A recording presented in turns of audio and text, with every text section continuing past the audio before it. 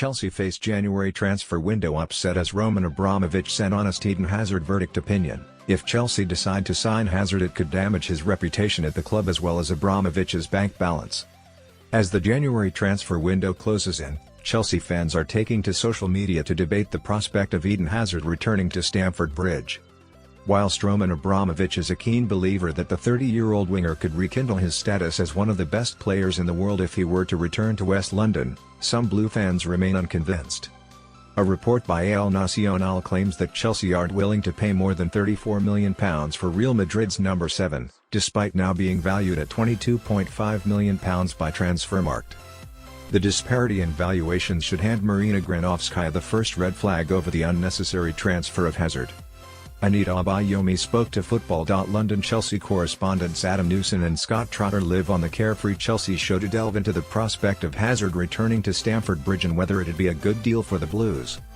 Newson kick-started the discussion by noting that he isn't convinced by a potential homecoming for the Belgian.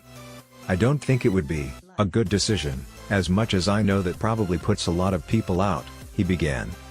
"Look, I think Eden is one of Chelsea's greatest ever players. He's definitely top 10, easy. What he achieved in 7 years here can't be touched.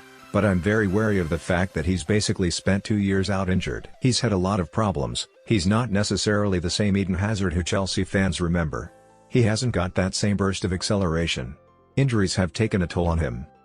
Newson then added how Hazard's return would not only hamper the Blues' financial structure, but also his untouchless legacy.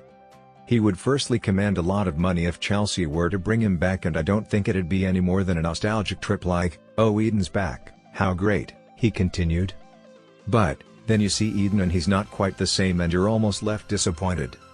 Then when you reflect on his career at Chelsea you come up with this, 'Oh yeah, Eden, he was brilliant, he did all this but then he came back and wasn't as good.'